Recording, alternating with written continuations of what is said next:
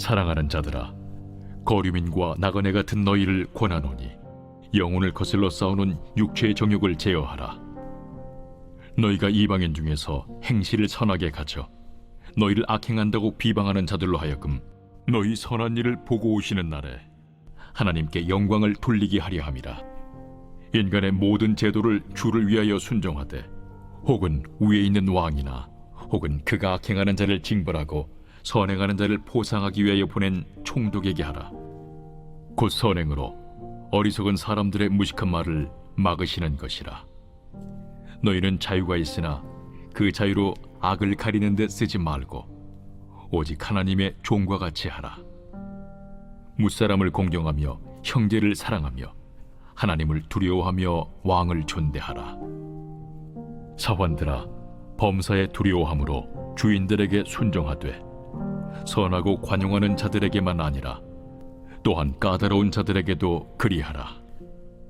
부당하게 고난을 받아도 하나님을 생각함으로 슬픔을 참으면 이는 아름다우나 죄가 있어 매를 맞고 참으면 무슨 칭찬이 있으리요. 그러나 선을 행함으로 고난을 받고 참으면 이는 하나님 앞에 아름다우니라.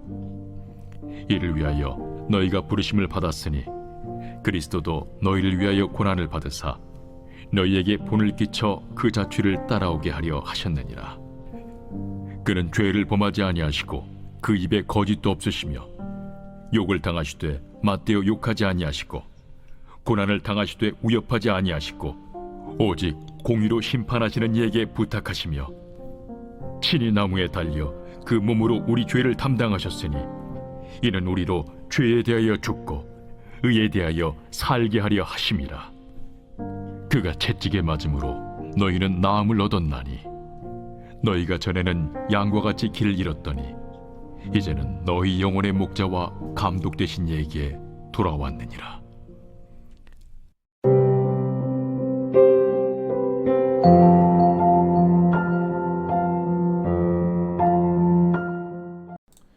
여러분 반갑습니다. 오늘도 큐티로 여는 기막힌 하루입니다. 본 말씀 베드로전서 2장 11절부터 25절의 말씀입니다. 자, 어제 큐티에서 사도 베드로는 우리가 신령한 젖을 먹고 신령한 제사를 드리는 거룩한 제사장이라고 했습니다. 이 거룩한 제사장의 사명은 세상의 구원을 돕고 섬기는 것입니다. 하나님은 우리를 거룩한 제사장으로 임명하셔서 세상에 보내시고 그래서 가정을 구원하고 직장을 구원하고 이웃과 지체들을 구원하라고 하십니다. 그럼 이제 거룩한 제사장인 우리가 세상의 구원을 위해 구체적으로 해야 될 우리의 사명이 무엇입니까? 먼저 첫 번째로 세상의 구원을 위해 행실을 선하게 가져야 합니다. 자, 사도 베드로는 베드로전서 1장 1절에서 그리스도인인 우리가 나그네다 라는 우리의 정체성을 언급한 적이 있었습니다. 그런데 오늘 본문 11절에서 한 번 더 우리가 거류민과 나그네다 라는 사실을 또다시 확인하고 있습니다. 여러분, 우리는 이 땅에서 갈 곳 없이 방황하는 방랑자가 아닙니다. 우리는 본향인 천국을 사모하고 천국을 향해서 나아가는 거류민과 나그네입니다. 그래서 우리의 인생의 목적이 구원인 것입니다. 자, 그런데 우리가 나와 이 세상 사람들의 구원을 이루기 위해 가장 경계해야 될 것이 있는데 바로 그것이 육체의 정욕입니다. 육체의 정욕이란 이 세상에 대해 집착하고 우상 삼는 마음입니다. 여러분, 하나님을 모르는 이 세상의 이방인들은 이 땅밖에는 아는 것이 없습니다. 그래서 이 땅에 집착할 수밖에 없고 이 땅을 우상 삼을 수밖에 없죠. 그러나 우리 그리스도인은 다릅니다. 그리스도인들은 영안이 열려 천국이 있음을 깨달은 자들이고 그 천국을 미리 맛보고 체험한 자들입니다. 그래서 우리의 구원을 방해하는 이 땅에 대한 정욕과 욕심에 대해 끊임없이 싸우고 그 정욕을 제어하는 이 거룩한 몸부림을 끊임없이 이루어야 하는 것입니다. 자, 바로 그런 의미에서 여러분들에게 한번 질문해 보고 싶은 것이 있는데요. 그것은 이 세상 사람들이 교회와 성도들에게 대해서 가장 실망하는 것이 무엇이라고 생각하십니까? 제가 느낄 때는 세상이 교회와 성도에 대해 가장 실망하게 되는 것은 이방인인 나나 그리스도인인 우리가 다를 것이 하나도 없다고 느낄 때, 바로 그때 이 세상 사람들이 교회와 성도들에 대해 실망하게 됩니다. 아까도 말씀드렸지만 이 세상 사람들은요, 이 세상이 전부입니다. 그래서 육신의 정욕을 따라 돈을 쫓고 명예를 쫓고 쾌락을 쫓을 수밖에 없습니다. 근데 문제는 이 세상 사람들이 돈과 명예와 쾌락을 쫓으며 정욕을 따라가지만 이상하게 사람들의 마음에는 이유를 알 수 없는 허무와 허탈감이 있습니다. 행복하고 싶은데 행복하진 않다고 합니다. 여러분, 실제로 세계에서 가장 잘 사는 나라의 협력체인 OECD라고 하죠. 그 단체에서 각 나라의 행복 지수를 조사했습니다. 그랬더니 34개 회원국 중에서 우리나라가 몇 등 했는 줄 아십니까?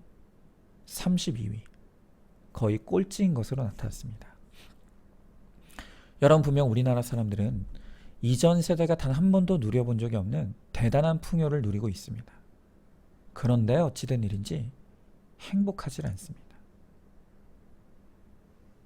그래서 끊임없이 정욕과 욕심을 쫓지만 도무지 해결되지 않는 이 허무함 때문에 이 세상 사람들이 교회와 우리 그리스도인들을 향해 진짜 행복이 무엇이냐고, 나에게 진짜 행복을 가르쳐 달라고 묻고 있는 것입니다. 그런데 진짜 행복이 무엇인지를 대답하고 보여줘야 될 우리 그리스도인들이 이 세상 사람들과 똑같이 허무한 세상 정욕과 욕심을 쫓고 있으니 그 모습을 보며 세상 사람들이 도대체 너희와 우리가 다른 것이 뭐냐고 끊임없이 비난하는 것입니다.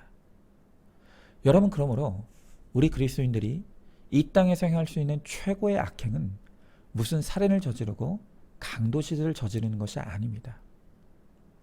우리가 저지를 수 있는 최고의 악행은 그리스도인이면서도 이방인과 똑같이 세상의 정욕과 욕심을 따르는 것, 이게 바로 우리의 최고의 악행인 것입니다. 우리는 이 땅만 알고 이 땅만 보고 사는 세상 사람들에게 이 땅이 전부가 아니라고, 우리에게 진정한 천국의 소망이 있다는 것을 거룩한 삶을 통해 보여줘야 될 사명이 있는 것입니다. 그리고 그것을 보여줄 때 우리가 이 땅의 사람들에게 구원을 돕고 섬길 수 있는 것입니다. 여러분, 불과 150년 전만 해도 이 나라는 전혀 예수를 모르던 나라였습니다. 그런데 지금에 이르러서 이 땅 곳곳에 복음이 뿌려지지 않는 곳이 없고 그 복음으로 인해서 많은 사람들이 구원의 열매를 맺게 되었습니다. 그런데 이 복음의 열매, 구원의 열매는 그냥 저절로 맺어진 것이 아니라 육체의 정욕을 정면으로 거스르는 이 믿음의 사람들의 수고와 헌신이 있었기 때문입니다. 조선 최초의 의료 선교사였던 앨런은 미국에서 25세에 마이애미 의대를 졸업하고 의사 자격증을 취득했습니다. 여러분, 그때나 지금이나 의사라고 하면 사회적으로 가장 안정적이고 풍족한 삶을 누릴 수 있죠. 그러나 그는 의사로서 이 땅에 누릴 수 있는 모든 것을 포기하고 1909년 9월 14일에 아내와 그리고 어린 자녀들과 함께 조선 땅에 들어와서 자신의 의술을 통해 복음을 전하게 됩니다. 그리고 한국 최초의 병원인 광해원도 바로 이 알렌 선교사에 의해서 설립이 되었습니다. 여러분, 바로 이렇게 육체의 정욕을 제어하고 조선의 구원을 위해 헌신한 이 선교사들의 모습을 보며 많은 조선의 백성들이 감동했습니다. 그리고 교회로 몰려들었던 것입니다. 여러분, 우리가 무슨 이 선교사님들처럼 대단한 적용을 할 수는 없겠죠. 하지만 우리도 우리의 삶에서 이룰 수 있는 이 육체의 정욕을 제어하는 많은 믿음의 적용들이 있다고 생각합니다. 큰 것이 아닐 수 있겠지만 가령 예를 들면 요즘 물가가 너무 비싼데 식당 가서 내 돈 주고 사 먹는 것이니 내 마음대로 반찬을 요구하는 것이 아니라 2번 먹을 거, 1번 먹는 거. 또 택시를 타도 큰 돈이 아니라면 잔돈 받지 않는 것. 또 엘리베이터에서 내릴 때도 남들이 다 내릴 때까지 오픈 버튼 눌러서 기다려주고, 또 버스에서도 나보다 더 약하고 불편한 사람들을 위해 내 자리를 기꺼이 양보하는 것. 여러분, 저는 이런 것들이 다 우리의 육체의 정욕을 제어하는 구원을 위한 믿음의 적용이라고 생각합니다. 여러분, 우리 그리스도인들의 참된 매력은 이렇게 세상의 정욕을 제어하고 거스르는 손해와 양보와 또 베풀음을 통해서 세상에 드러나게 되는 것입니다. 바로 이런 그리스도인만이 보여줄 수 있는 이 우리의 매력을 세상에 보여줄 때 세상이 우리를 통해 구원을 얻게 될 것입니다. 한번 질문해 봅니다. 천국에 대한 확실한 믿음과 소망이 있습니까? 믿지 않은 가족과 이웃들에게 육의 정욕을 거스르는 거룩한 모습을 보여주고 있습니까? 내가 구체적으로 이루어야 될 적용이 무엇인지를 생각해보고 실천해 보시기 바랍니다. 자, 두 번째로 세상의 구원을 위해 질서에 순종해야 합니다. 자, 오늘 13절의 말씀에 보니까 인간의 모든 제도를 주를 위해 순종하라 라고 합니다. 그러면서 특별히 권위에 대한 순종을 강조하는데, 놀라운 것은 18절에서 선하고 관용하는 권위뿐만이 아니라 까다로운 자들에게도 똑같이 순종하라고 명령하고 있는 것입니다.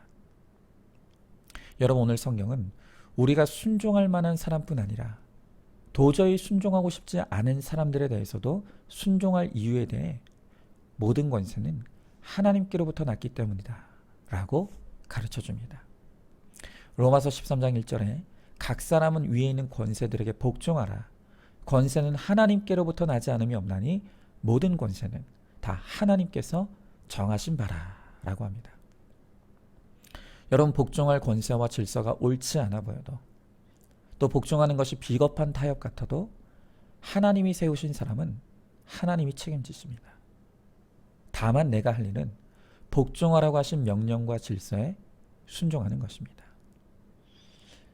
하나님께서 힘든 권세자들을 내 위에 두신 것은 100% 죄인인 우리 인간을 깨어지게 하려고 위에 있는 권세를 통해 우리를 훈련시키는 것이 바로 하나님의 방법입니다. 여러분, 훌륭한 지도자에게는 자발적으로 복종이 됩니다. 그런데 문제는 그 반대죠. 지금 이 사도 베드로가 왕에게 복종하라 라고 할 때 이 당시에 그 말씀을 듣는 모든 사람들은 로마의 황제인 네로를 떠올렸을 것입니다. 그 당시에 로마의 통치자였던 네로는 그야말로 폭군이었습니다. 심지어 기독교 역사에서 가장 심한 박해를 가했던 인물이 바로 이 네로입니다. 그런데 지금 베드로는 이런 네로에게도 순종해야 된다고 가르치는 것입니다. 여러분, 우리가 이것을 어떻게 이해하고 받아들일 수가 있겠습니까? 여러분, 그것은 틀림없이 힘든 일입니다.